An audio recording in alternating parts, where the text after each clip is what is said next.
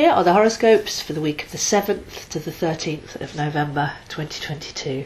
Now, there's not much activity going on this week, and it is very much dominated by the full moon eclipse tomorrow on the 8th of November at 11 AM UK time. So if we break down some of the activity in this eclipse, then we're probably going to be in a processing phase for the rest of the week, as there are no planets making any great other angles or moving signs. So first of all, we have the Sun, Mercury and Venus all in Scorpio.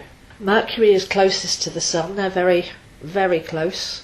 So we have here the ability to take our thoughts intentionally inwards, to find any beliefs, any motivations, any repressed memories that have led to behaviours or fears. It's a very spiritual warrior aspect when we go into the Scorpio underwaters voluntarily to find what's lurking and bring it out to the light.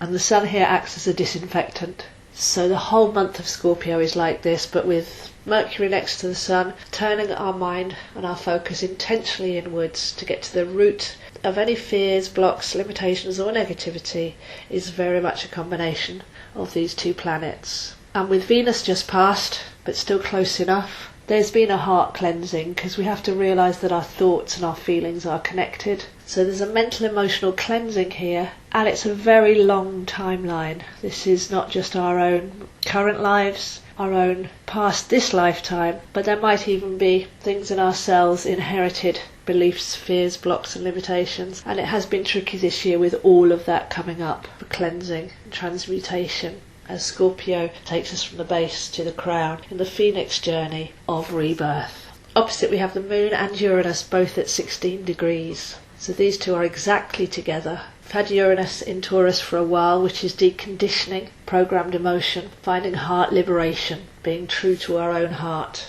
but cleansing away any templates and programs. And there's a unique rebellious aspect to Uranus. Uranus is retrograde, so again that's going within to find our unique heart tone and blast away anything that's of a lower vibration or just taught behaviour, taught perspective. And of course the Moon in Taurus, the full moon in Taurus opposite the Sun. It is an eclipse, and eclipses often deliver messages. With Uranus nearby, that could be a sudden message, it could be a shocking message, it could be a revealing message, a sudden change of perspective, a sudden heart liberation. So Mercury opposite Uranus, they're an octave apart, they're the lower and the higher processing mind. So we might bring something up and realise that we were believing something that was false all along, and then Uranus comes in and brings that bigger perspective and shows us what is actually true. So hugely healing energy here in the subconscious waters and in our very hearts, with the lower and the higher mind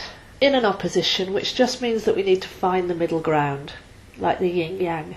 So as said, if this is done voluntarily, something's coming up, go in and find the motivation, the root. Is this mine? Is it true? Is it helping? Have I picked this up somewhere? Is this a conventional belief or actually my belief? Is this my experience, my wisdom? And yet with the Moon in Taurus there's a great sense of presence as well, because the mind will always be working in the past or the future. And one of the greatest gifts of Taurus, or if you're lucky enough to have the Moon in Taurus, is the ability to really centre in the present moment and in the heart centre. So the next aspect of this chart is that Saturn is making a square to both of these. So we've had Saturn in Aquarius for a while, and Saturn is the old ruler of Aquarius. It's like our backbone or even our bone marrow. And Aquarius is the new information that's coming in, the ancient wisdom and how to apply it. It's the star card in tarot. So we're getting rid of false programming, but what's real? We've been shown a lot this year about control and surrender, but where do we really control? So it's all about vibration. I've been talking about vibration a lot recently. You are actually in control of what you vibrationally send out and then what that attracts back to you. So being a master of that is being a manifester of your reality. It takes the discipline and authenticity and integrity of Saturn to be able to do this. But we're getting out of the programmed mind and the conditioned heart into the realm of real quantum feeling here.